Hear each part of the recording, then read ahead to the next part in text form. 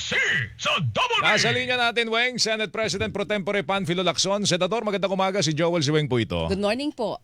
Joel, magandang umaga. Weng, magandang umaga sa inyo. Sa Good ating morning, lahat, sir. magandang umaga rin. Initially, Sen, ang gusto ko namin itanong sa inyo, anong naging reaction po ninyo doon sa naging announcement po ni Presidente, kaugnay po ng excise tax at LPG at kerosene lamang po ang tinanggalan? Tama. Narinig ko yung komentaryo ni Weng kanina, no? Ang LPG nga, hindi naman araw-araw, hindi linggo-linggo, minsan buwanan. At ang epekto talagang matindi, yung gasolina, lalo na yung crudo. Opo. Yung ibang bansa tulad ng Taiwan, since noong nag-break out yung Iran war, ang increase lang nila nasa mga 2 NTs and 50 cents. 250. Okay. Bakit? Ang ginawa ng gobyerno, sa halip na yung mga commuters o yung transport sector ang pumasan, sinubsidize ng government yung spike ng world crude oil prices, sila nag-absorb. So I think we should also learn from lessons from other countries. Sa atin, parang nahirati tayo sa ayuda.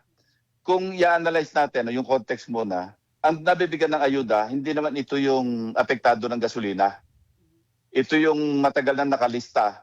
Ang masama rito, yung implementasyon, di ba alam naman natin, minsan mga leaders ng mga local government officials, ang nakatala, yung nakalista, kasi nanggagaling sa barangay yung listahan na yan eh.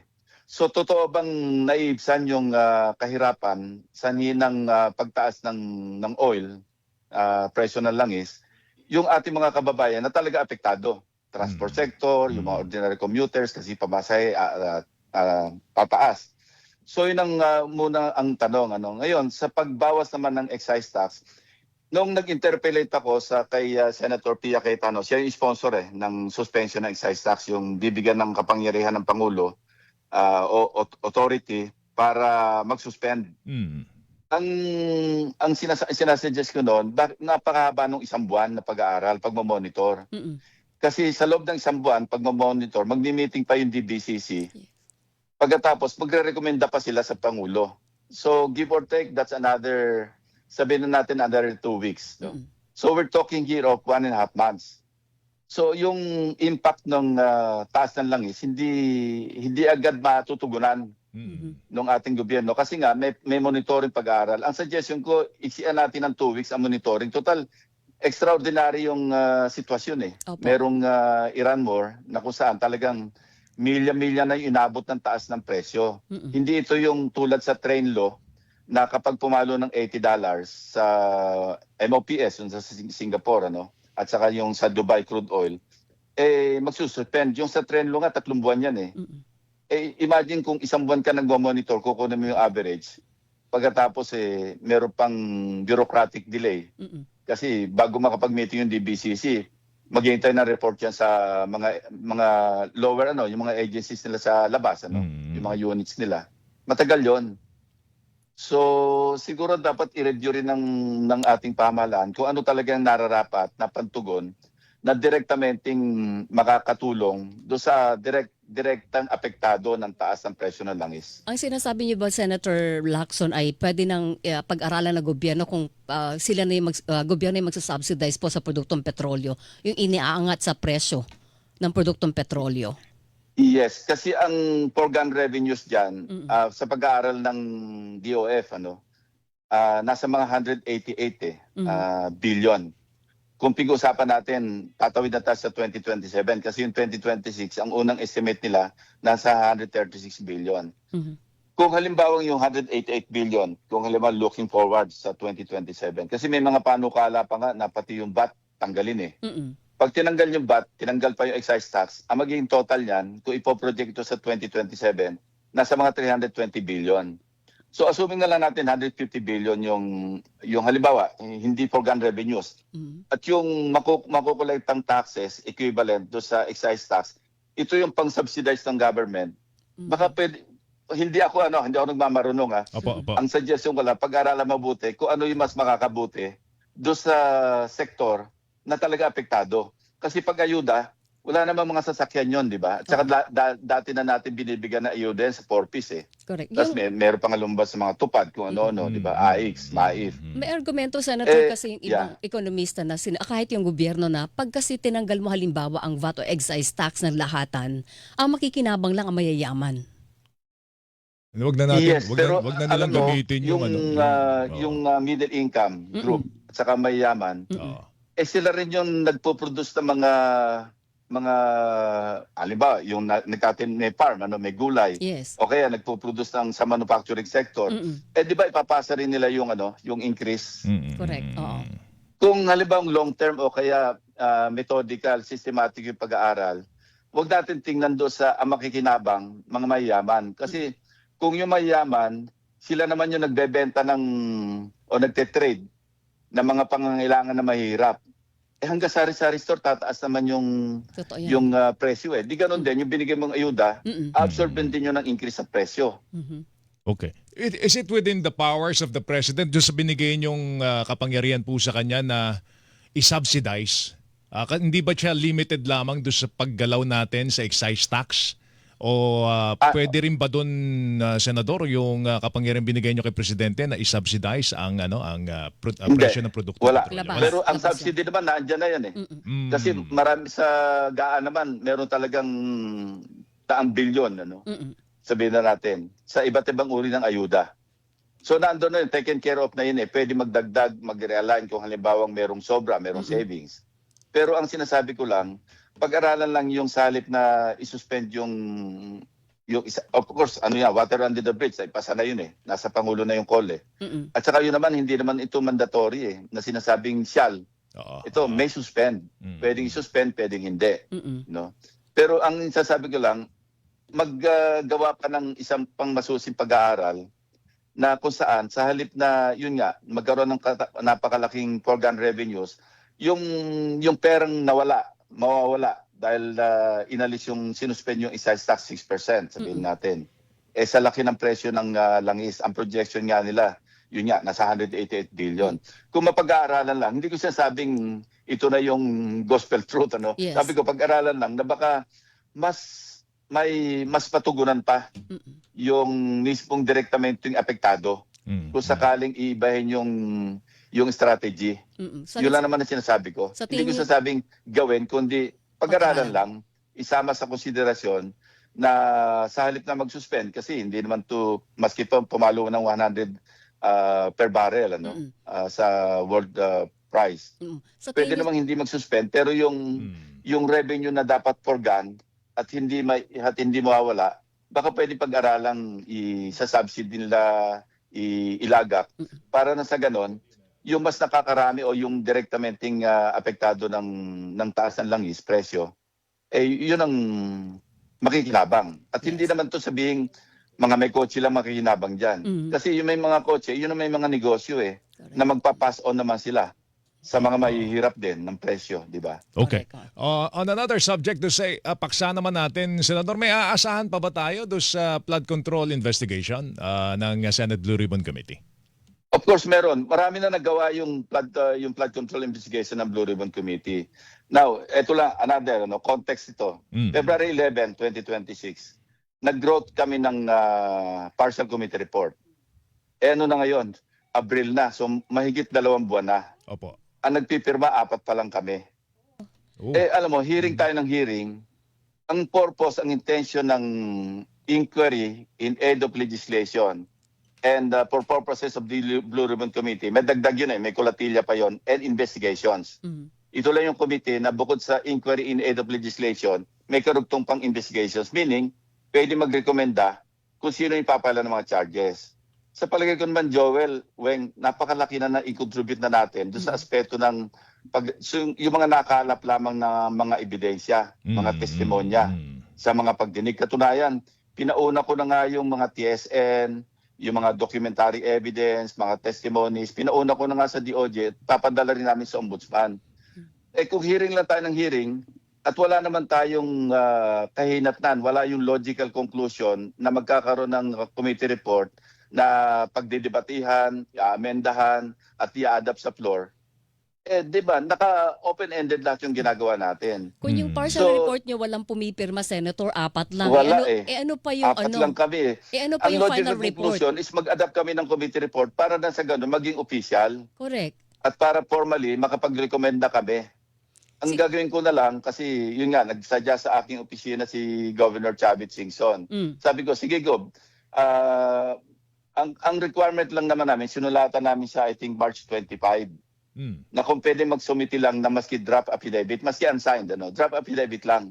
Para na sa ganon, maimpormahan yung mga miyembro ng komite, mabasa yung kanya affidavit, para meron lang direksyon yung mga tanong at para mag-fact check din, maski papano, para alam kung anong tatanungin. Unlike yung nangyari kay Gutesa, bigla na lang sumulpot, na bigla lahat, at bigla nagsalita doon, kukunti yung nakapagtanong. So, mahirap yung mga surprise witnesses na ganon. Ano raw po ba So, ang sasabihin ni Chavit? inano ko lang is mag-submit. So, binigyan namin siya na hanggang April 7 kung pwede mag-submit siya ng draft affidavit. Ano raw po ba Pero sasabihin ni Chavit? Nung April 7 na, 1:30, pinadala namin siya ng sulat, ininformahan namin, notify na idiniper muna namin yung pagdinig kasi nga wala yung draft affidavit. Pero hindi ibig sabihin na hindi na kami magkakaroon ng pagdinig. Meron bang sabing bago si Governor Chavit?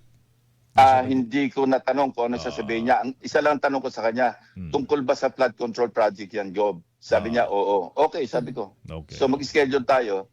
Sabi ko, sige, hindi firm yung date. Sinabi ko April 14.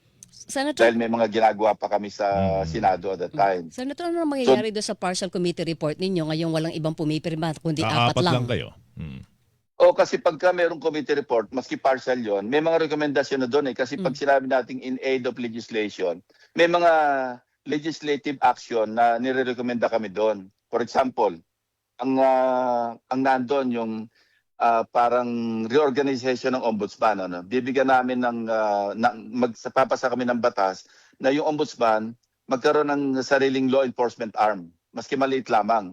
Nasa ganon, pwede silang on their own mag-apply ng search warrant o kaya manghuli yung kanilang law enforcement unit.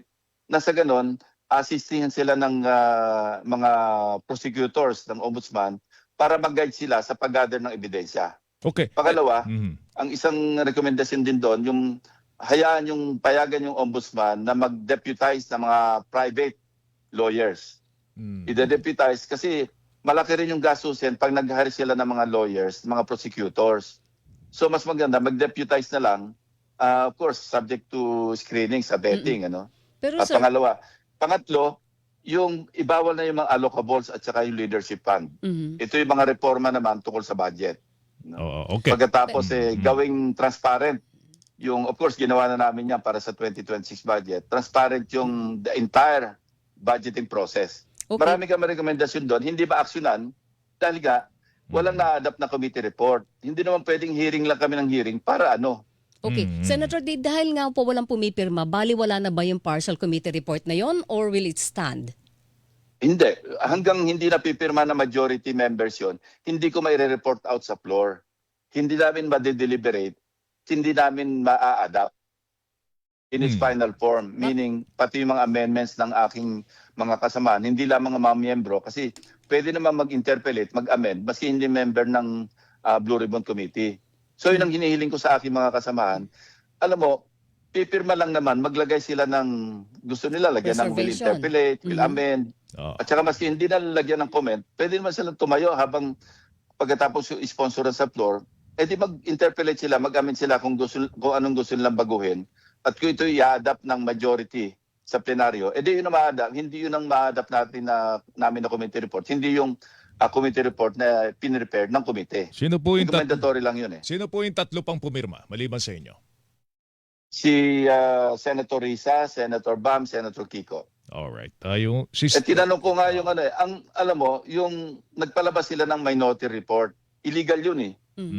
Hindi yun authorized under our rules. There's no such thing as a minority committee report. That's illegal. Kaya nga sinabi ko noon, sa basura ng tuloy niyan eh. Kasi kabastusan yun eh. Binigyan na lang ng kopya si Senate President na hindi binigyan ng kopya yung Blue Ribbon Committee eh.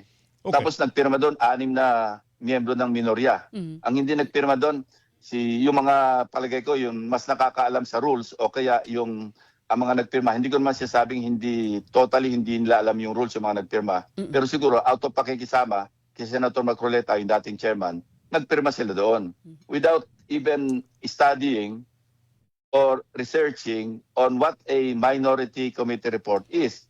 Kasi ang minority report, attachment lang dapat ito sa sa mismong committee report ng komite. Hindi ko naman sinasabing baliwala, pero kung iyon, idinaan nila sa Blue Ribbon mismo, sa akin as chairman. I-consider ko naman yung mga findings nila doon, yung mga recommendation nila eh. Hindi lahat.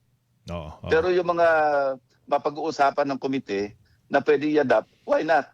Kasi after all, 2-3 hearings din naman yung siya yung nag-preside. Kaya lang, kabastusan talaga na ang ginawa na basta nagsabit ng committee report, pagkatapos noong merong partial committee report, ayaw magpirma.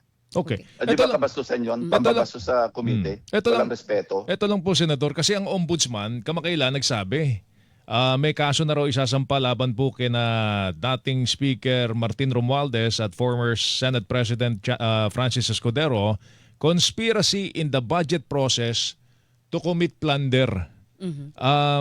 May nakita po ba kayong ganyang klase ng anggulo base dun sa Blue Ribbon Committee findings po ninyo? Yes, yung pa nga yung isa, Joel, Opo.